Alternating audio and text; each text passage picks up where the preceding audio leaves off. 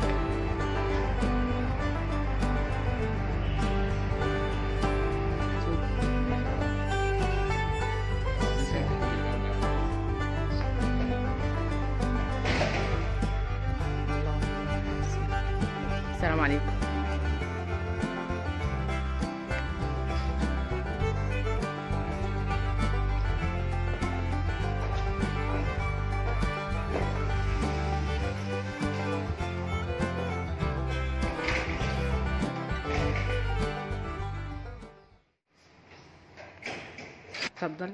تمام.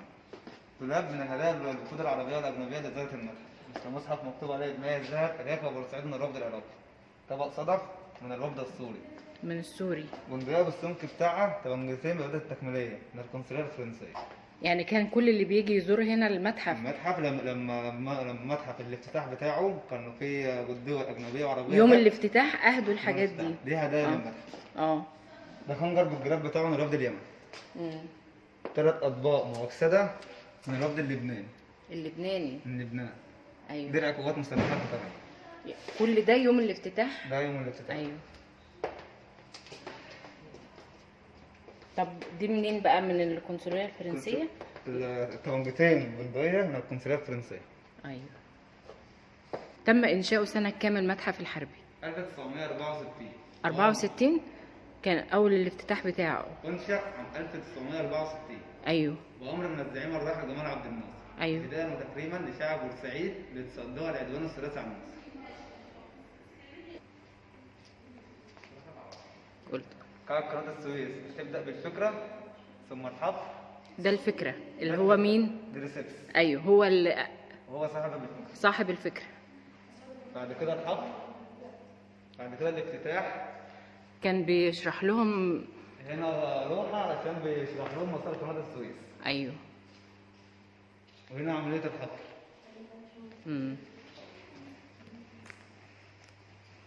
بعد كده الافتتاح. كده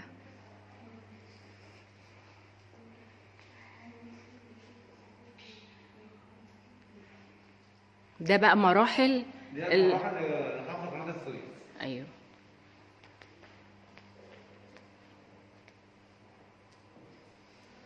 ده مراحل الحفر.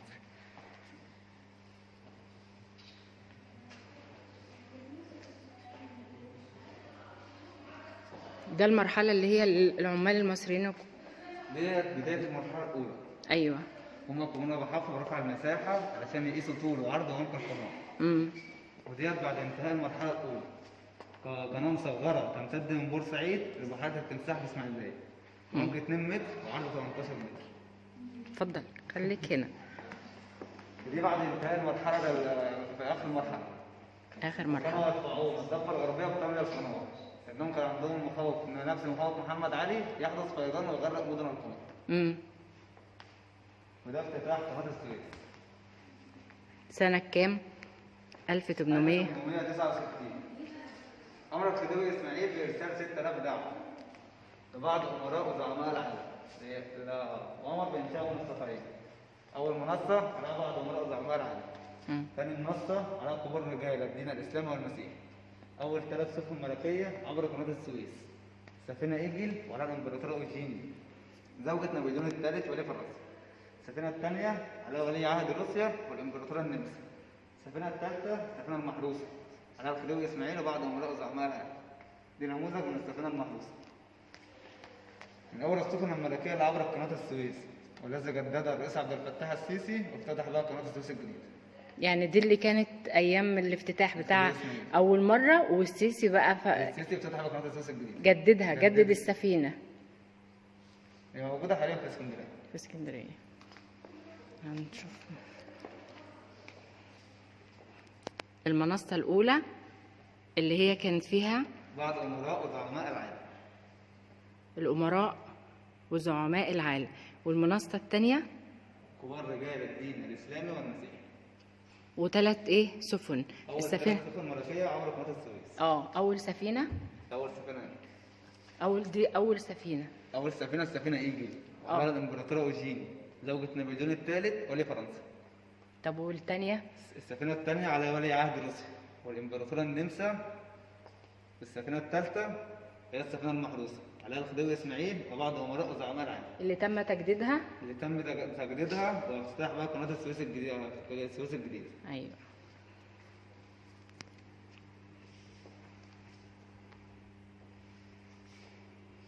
اتفضل. بعد ثورة 23 يوليو انقلبت مصر الملكية لجمهورية. كان أول رئيس محمد نجيب حكم عدة أشهر. جاء بعد الرئيس جمال عبد الناصر. من أول قرارات جمال عبد الناصر إنشاء السد العالي وطلب قرض من البنك الدولي، لكن البنك الدولي رفض لأنه كان رسالة من الثورات الجزائرية. قرر جمال عبد الناصر بتأميم قناة السويس كشركة مصرية 100%. هذا القرار أغضب كل من بريطانيا وفرنسا.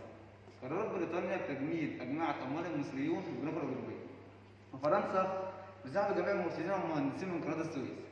لكن جمال عبد الناصر أرسل بعض القطع البحرية والمهندسين ليديروا القناة، وقال لم تتعطل القناة من واحد عن الملاحة.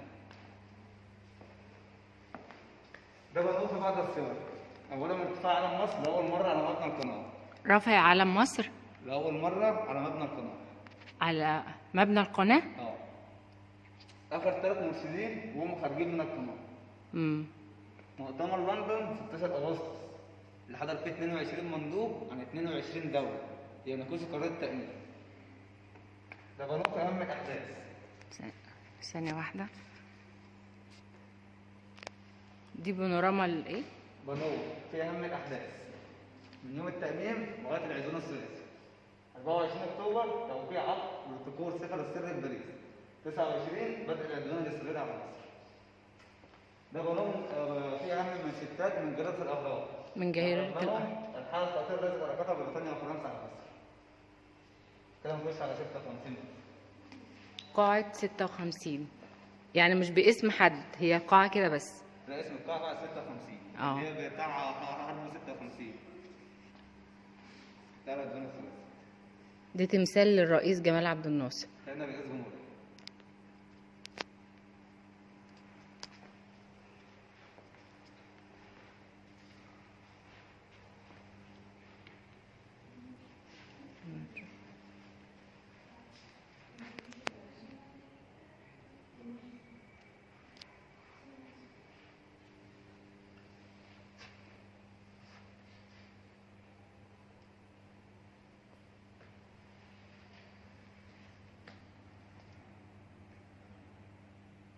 ده في حرب 56. ده في حرب 56.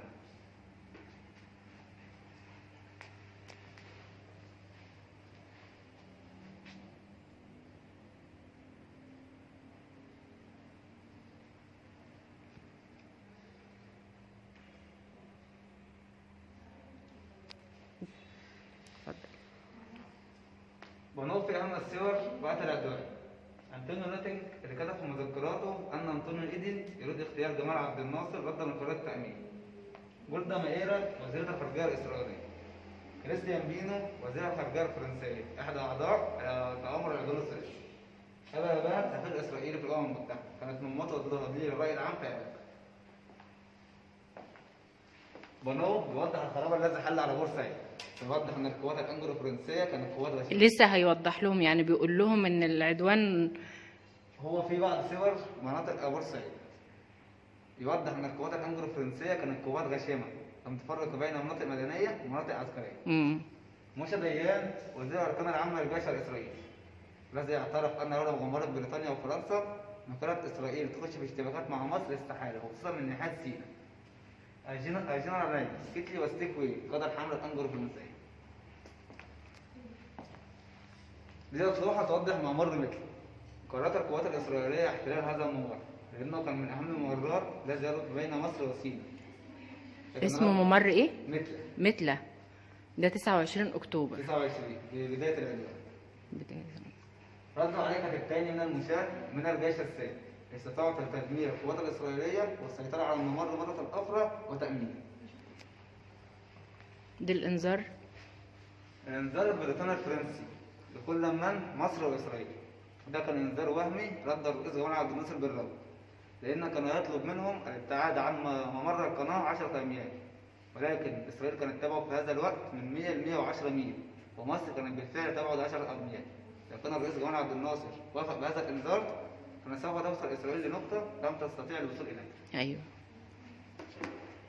ده إنذار من الحكومة السوفيتية لكل من بريطانيا وفرنسا وإسرائيل، ويقول لبريطانيا كيف أنت دولة تدعو السلام في الشرق الأوسط وتحاربين دولة سلمية مثل مصر، ولفرنسا حربك مع مصر مش أكثر من حرب العصابات، ولإسرائيل أنت مجرد أداة في أيدي بريطانيا وفرنسا لتحقيق مطامعهم في قناة السويس. اتفضل. صورة للرئيس جمال عبد الناصر في جامعة الأزهر 2 نوفمبر وهو يخطب لتلاقم الجيش والشعب ضد العدوان الثلاثي. والصورة؟ ديت لوحة توضح تلاقم الجيش والشعب في معركة مطار الجميل. مطار الجميل. لوحة توضح تلاحم الجيش والشعب معركة مطار الجميل. مطار الجميل. ديت لوحة توضح الخراب الذي حل على بورسعيد. احدى السفن اللي غرقت. ده كوبري الفردان بعد اسقاط بعض القنابل عليه. ثانية واحدة. هي الإضاءة طبعا. كوبري الفردان بعد اسقاط بعض القنابل عليه، هو كوبري السلام حاليا. احدى السفن التي غرقت امام مبنى القناه. دي السفينة دي غرقت وقت العدوان. ودي البيوت طبعا اللي اتهدمت. لا البيوت اللي اتدمرت.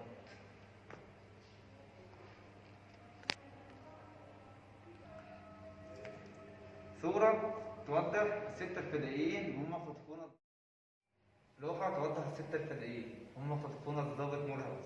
الضابط مورهاوس كان قريب مركب بريطانيا، اختطفوه لضغط على مركب بريطانيا بسحب جيشها من شوارع بورسعيد، لكن مركب بريطانيا عملت عكس ذلك وارسلت بحظر تجول في شوارع بورسعيد لمدة 3 أيام. بسبب هذا الحظر مات الضابط مورهاوس، لأن الفدائيين لم يستطيعوا إرسال له ماء وطعام.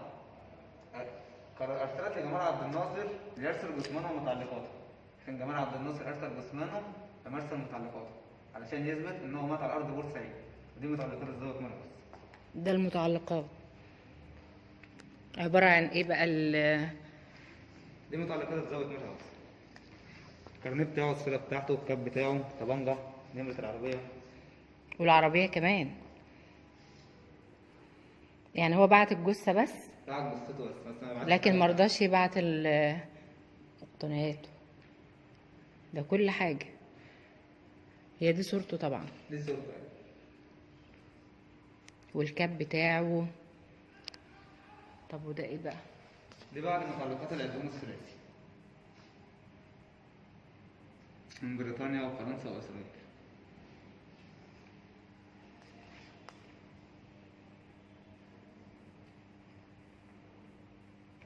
ديت لوحة توضح السبعة الصيادين، اشتهروا بالسبع القومي نسبة لأخوهم الأكبر سوحة القومي.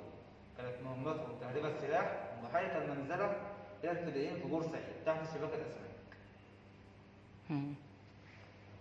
بعد موت الضابط مورهاوس أرسلت مركب بريطانيا الضابط ويليامز ليحقق في موته. كان الضابط ويليامز يقتل أي فدائي يقابله في بورسعيد. من إحدى الفدائيين الذي قتلهم أبو السادة عصران.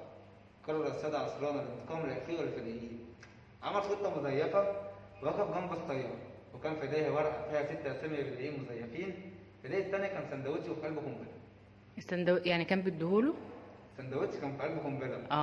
لما رمى الورقة في دواسة العربية منحنى الضابط ويليامز لإحضار الورقة، شد السيد عصران في فتيل القنبلة ورماها في العربة. دي لحظة انفجار العربة وغروب السيد عصران. كان عمره 16 سنة. 16 سنة.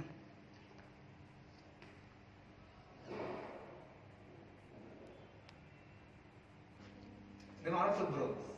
كانت المدمرة جامبر تحمل بعض الأسلحة والذخيرة لإرسالها إلى العدوان في بورسعيد. لما عبرت مياهها الإقليمية عرب أمرها المقدم جلال الدين الدسوقي. أرسل 3 زوابق، أول زارق عامل ساتر من الدخان حوالين المدمرة. الزوابقين التانيين استطاعوا تدمير المدمرة بالكامل بورقها. لما علمت القوات الإنجليزية بهذا أرسلت قواتها الجوية لتضرب كل هو على سطح المياه، واستشهد جميع أفراد الطاقم بالكامل.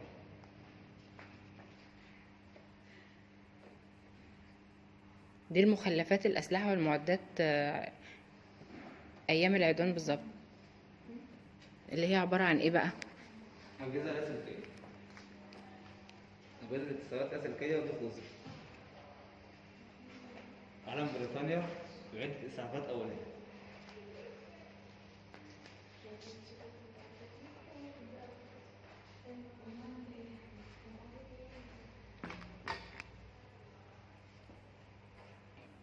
لما فشلت العدوان الثلاثي دخول بورسعيد من عن طريق الجو من ناحية مطار الجميل، قررت الدخول من عن طريق البحر، وخصوصا من حي المناخ.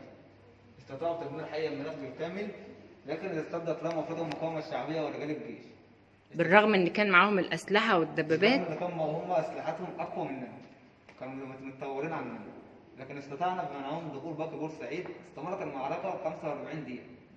كانت المرأة دورا مهمة في هذه المعركة، وهي اسعاف المصابين. المرأة بس دورها ان كانت بتعالج اللي اتصابوا، لكن هم الناس العادية هم اللي تصدوا ان القوات ومنعناهم لمدة 45 دقيقة. 45 دقيقة. كان استاد بورسعيد في الوقت ده كان تحت الاحتلال. الاستاد الاستاد يعني كان في استاد هنا؟ كان في استاد، الاستاد كان هو لسه موجود حاليا. اتفضل. كان استاد بورسعيد كان تحت الاحتلال ومقر قيادا لهم ويعذبون فيها الأسرى. كأنه سجن يعني. كأنه سجن.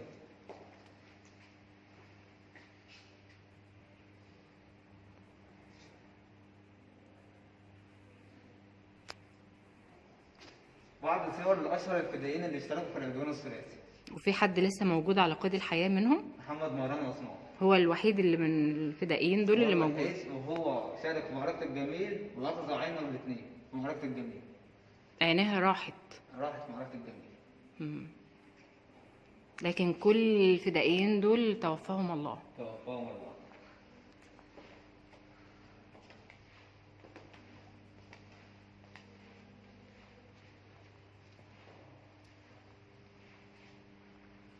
دول لما رحلوا بقى من الأرض المصرية ده بنوه فيها الكلمة المشهورة للرئيس جمال عبد الناصر. انتهت الغزاة وبقيت مصر. انتهت الغزاة وبقيت مصر.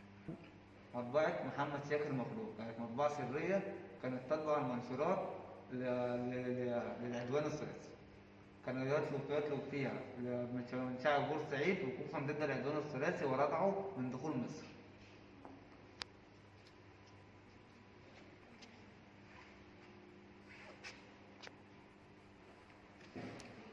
قاعة 73.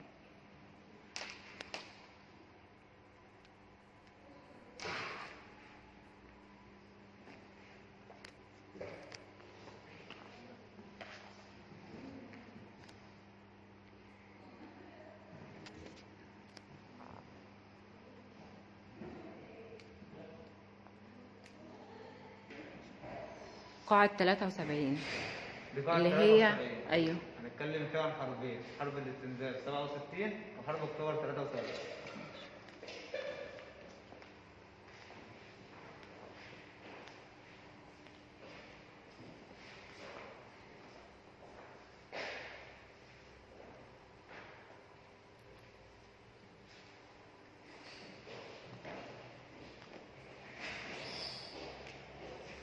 ده صورة للرئيس السادات. للرئيس أنور السادات في قاعة المؤتمرات مع قضاة القوات المسلحة وهو يضع خطة الحرب 73.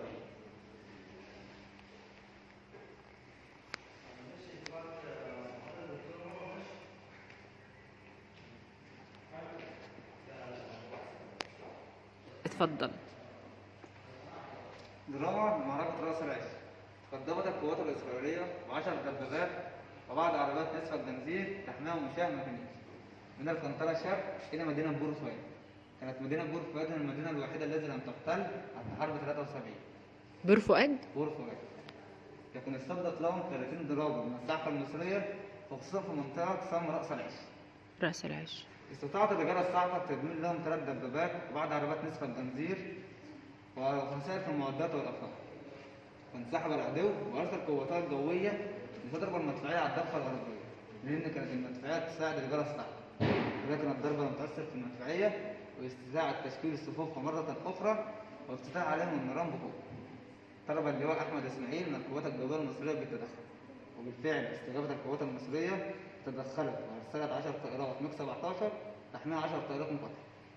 قامت معركة 14 يوليو لأثبت فيها الطيار المصري وفاءته وشجاعته في القتال.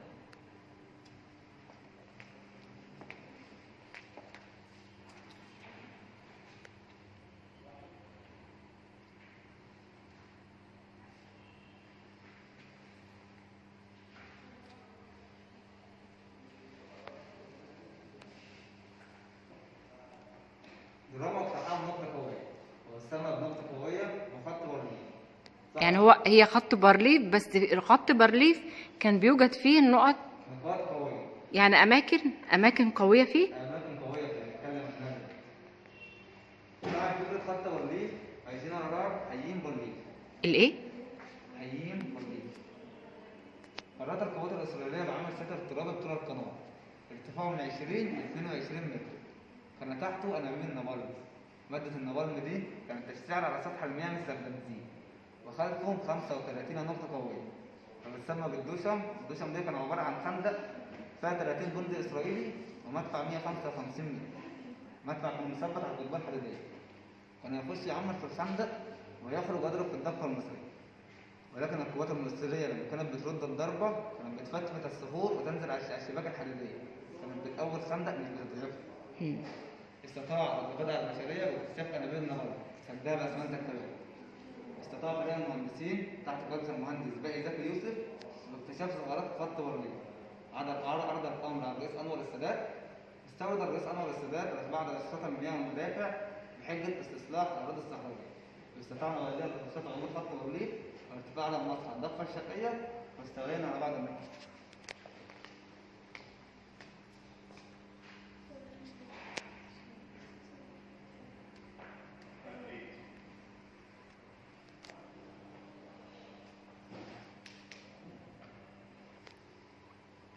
اتفضل. بعد ما كنا بخط برلين كان الجيش المصري على تم اعتبار ان الجيش الاسرائيلي سوف يرد الضرب، وبالفعل صباح 8 اكتوبر قدمت القوات الاسرائيليه بثلاث لواءات مدرعه بمعدل 300 دبابه للهجوم على الجيش الثاني والفرقه 16 والفرقه الثانيه، ولكن استطاع الجيش الثاني منعهم من العبور وتكسيرهم بعض الافراد المنظمين. فانسحب العدو للهجوم على قطاع الفردان تحت قياده حسن ابو سعد. كان قائد 35 دبابه العقيده على السبت يابوه الذي اصابها الذعر لان وراء القوات المصريه تضمن له من 30 ل 35 دبابه كل نصف ساعه. قفز من دبابه القياده واخترق احدى الخنادق. سرعان ما اكتشف امره ان كان بيسرع عماره فتم اسره. تبادر الاسرى على العقيده على السبت يابوه الى اسرائيل. هدف في جريده معلوليف ان في صباح 8 اكتوبر يوم الاثنين كان اليوم الاسود على اسرائيل. يا رب يبقى اسود عليهم على طول.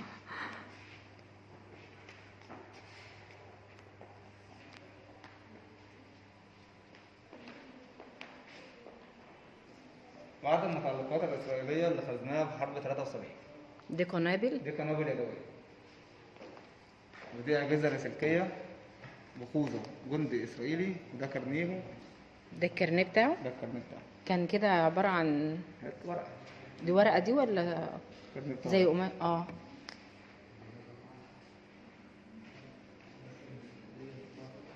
وحدة اتصال.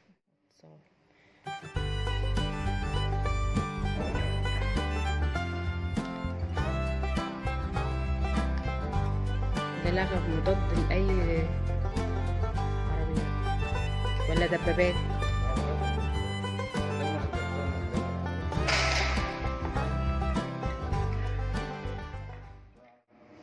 الدفاع الجوي، القوات الجوية، القوات البحرية، ده علم القوات المسلحة. لو شلنا السيفين ده علم مصر.